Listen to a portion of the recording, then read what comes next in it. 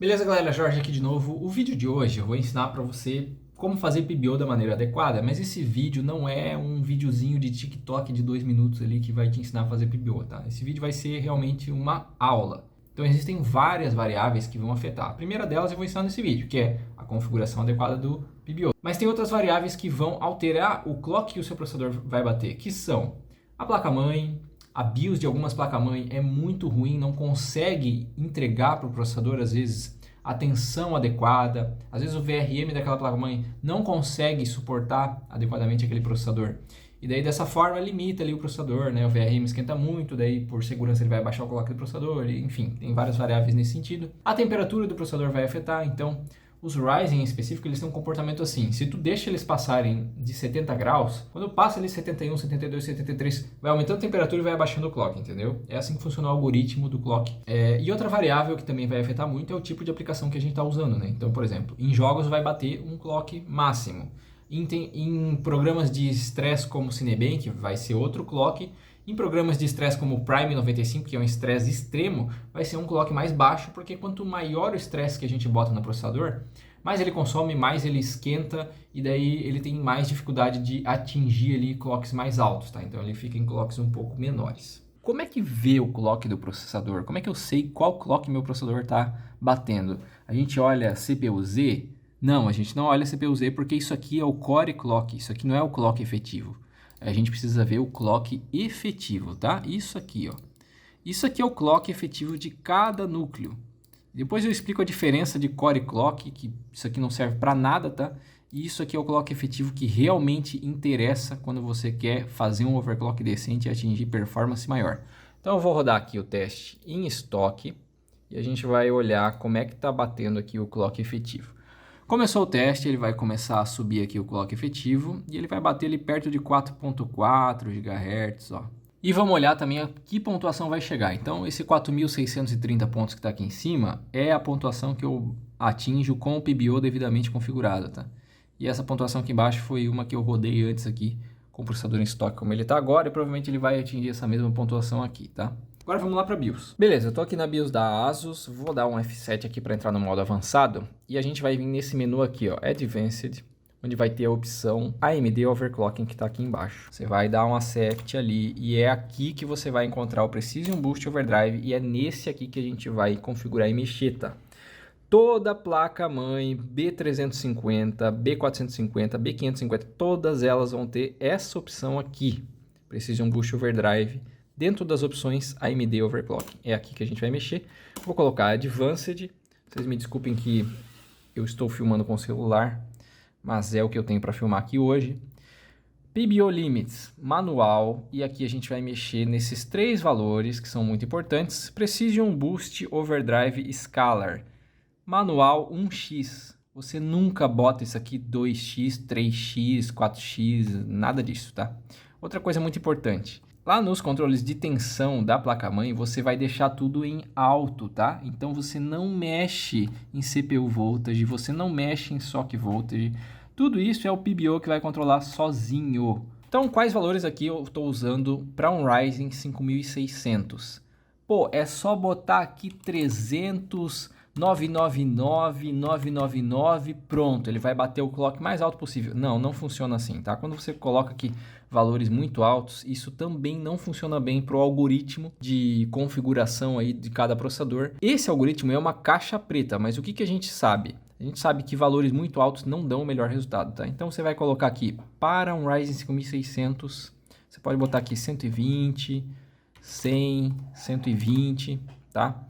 No caso, isso aqui é o limite de consumo dele em watts. 2 limites, TDC e EDC, que eu já vou mostrar isso aqui lá dentro do Windows para você, onde que você lê os valores que ele está batendo lá dentro do Windows, tá? Mas pode usar esses valores aqui. Quando você tiver um Ryzen 5700, 5800, 5900, esses valores vão aumentar um pouco, tá? Mas daí você vai testando e aumentando gradualmente aqui, para ir vendo como você atingir mais performance. Aqui no Boost Clock Override, você vai usar positivo, você vai aumentar para 200, ou seja, eu quero dizer aqui o quê? Que ele vai fazer o boost 200 MHz acima do boost de fábrica, tá? Então, se de fábrica ele bate 4.400 MHz, Com esse boost aqui, teoricamente, eu quero que ele vá até 4.600, mas ele vai até mais que isso, tá? Aqui no Thermal Limit, pode deixar em alto, isso aqui não vai fazer diferença. Se você colocar isso aqui manual e colocar em 99, não quer dizer que ele só vai abaixar o clock se ele chegar em 99, tá? Mesmo assim, ele vai passar de 70, ele vai começar a baixar o clock, então pode deixar em alto isso aqui. Outra coisa muito importante, Curve Optimizer, tá? O Curve Optimizer, você vai deixar ele aqui, ó, em All-Core, negativo, você pode começar aqui com 10, por exemplo. O meu processador, ele consegue fazer negativo até de 30, tá? Só que nem todos os processadores vão conseguir isso, tá? Então a gente vai começar aqui com 10, hipoteticamente, se o teu processador não conseguir fazer 30, você vai fazer com 10. Beleza, entramos no Windows. O que a gente quer observar aqui agora? A gente vai abrir o Cinebench R20, pode ser o R23, tá? Mas eu uso o R20 porque ele é mais rápido, o benchmark dele ali. Vamos olhar aqui no HW Info, clock efetivo, a gente vai olhar a temperatura do processador. Deixa eu fechar aqui o Fan Control. A gente vai olhar aqui também a tensão do processador, que é essa aqui, ó, tensão do núcleo da CPU. Essa tensão aqui a gente quer observar porque a gente vai precisar dela depois para configurar o Curve Optimizer, tá? Aqui vem o TDC e o EDC, que são aqueles valores que a gente mudou lá na configuração da BIOS, né? Lá no Precision Boost Overdrive. Então, quando eu começar aqui o meu teste de estresse, vocês vão ver que o EDC e o TDC vão bater aqui alguns valores, né? Então, o EDC está batendo 113 amperes, 114, o TDC 66 amperes. Então, se eu for lá na BIOS e colocar um valor, por exemplo, de 100 amperes na limitação do EDC, isso vai estar limitando a entrega de energia para o meu processador e, consequentemente, vai limitar também o clock que esse processador vai poder atingir. Então, o clock efetivo que a gente está batendo é 4.559, 4.5 e um pouquinho mais ali, né? Ainda está baixo, tá? A gente vai aumentar isso aqui. E a temperatura que está batendo é de 74 graus, porque eu estou usando, como falei para vocês, um cooler menor aqui para fazer esse teste, né? Se eu estivesse usando um cooler maior, um water cooler, alguma coisa assim, a temperatura provavelmente estaria abaixo de 70 e o clock também estaria um pouquinho maior, tá? Porque quando passa de 70, ele vai gradualmente diminuindo o clock. Então, a questão lá que a gente colocou no limite da BIOS de EDC e de TDC, a gente não vai mexer mais, porque basta estar um valor lá na BIOS que esteja acima do valor que está chegando aqui em estresse no processador. A tensão do nosso processador está ficando, deixa eu rodar o teste estresse de novo. A tensão do nosso processador em estresse está ficando em 1.206, nessa média aí, 1.188, tá flutuando aqui um pouco, né? O consumo do processador também é interessante a gente olhar, ele está atingindo um consumo aqui ó, de 101 watts, tá? E o clock efetivo, como falei para vocês, um pouquinho acima de 4.5 GHz. Vamos voltar lá na BIOS agora e vamos apertar mais o Curve Optimizer para diminuir mais a tensão do processador. Diminuindo mais a tensão, a gente vai diminuir o consumo, a gente vai diminuir a temperatura e a gente vai fazer com que o clock consiga subir mais alto. Entendeu? Vamos lá. O que a gente vai mexer agora? Só um valor, Curve Optimizer. A gente vai aumentar isso aqui gradualmente, tá? Então você vai aumentar aqui para 15. Aí você vai testar, vai salvar, sair da BIOS, fazer o teste de novo, ver qual clock vai bater, ver como é que vai ficar o consumo. No meu caso, no meu processador que está aqui, eu tenho muita sorte com essa unidade de processador aqui e eu consigo usar Negative 30 ao core aqui, tá? Então eu consigo usar o máximo, não tem como usar mais do que 30 aqui e tem que usar negativo, né? Porque a gente quer diminuir a tensão do processador. Então eu vou salvar aqui, eu vou rodar agora, vamos ver o clock que ele vai bater. Já está rodando. Ó, ele já subiu para 4.6, acima de 4.6 MHz no processador. A temperatura caiu de 74 para 70.8, 71. A tensão do processador caiu de 1.2 para 1.150, tá? E o consumo de energia do processador também caiu. Tá? A gente tá com o consumo de energia do processador que era de 101 watts, caiu para 96. E o clock conseguiu aumentar ali, tá? Por que o clock não está atingindo 4.650 MHz? Porque o meu cooler não está segurando o meu Ryzen em menos de 70 graus, tá?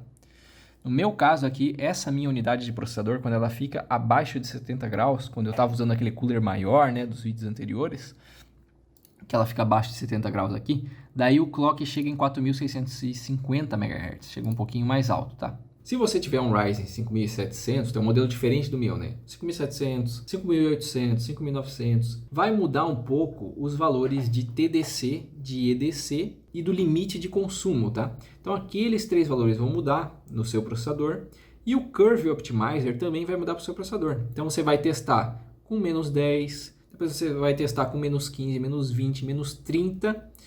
E quando você chega em menos 30, não tem como abaixar mais do que isso, né? E daí você vai testando, fazendo benchmarks. Depois que você vai fazendo benchmark, vai vendo qual maior clock que você atinge, aí você faz teste de estabilidade, que é o quê? Teste de estabilidade é você rodar a Cinebench, por exemplo, por várias horas, ou você rodar o jogo que você gosta de jogar por várias horas e ver se não vai dar ali uma tela azul, um congelamento, um travamento, alguma coisa nesse sentido, tá?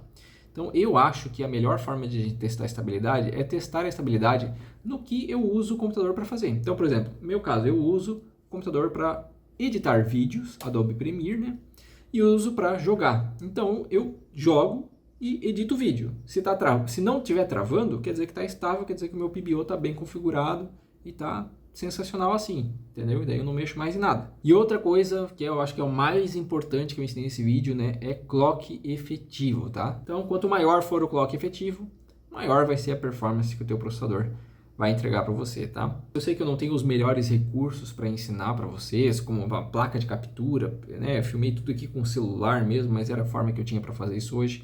Eu tenho tempo limitado, galera. O meu tempo ele é limitado. Olha, eu tenho que fazer review desse gabinete aqui para vocês, que é o Deepcool CH370, um gabinete, pô, sensacional, cara. Eu vou montar uma configuração nele, vou trazer a placa-mãe B550 da Soio aqui no canal, a gente vai comparar, a gente vai configurar o PBO da mesma forma que a gente fez aqui nessa Asus e ver se na placa-mãe Soio atinge os mesmos clocks. Então assim, eu tenho muito conteúdo para trazer no canal, mas eu não tenho tempo, cara. Tempo é um negócio que falta para mim para eu poder ensinar mais coisas para vocês, tá? Se você gostou desse vídeo, pô, deixa um like, dá uma moral aqui, comenta alguma coisa, ficou com alguma dúvida, deixa um comentário aqui no YouTube que eu respondo ali e tento ajudar você, beleza? Até o próximo vídeo. Valeu, tamo junto!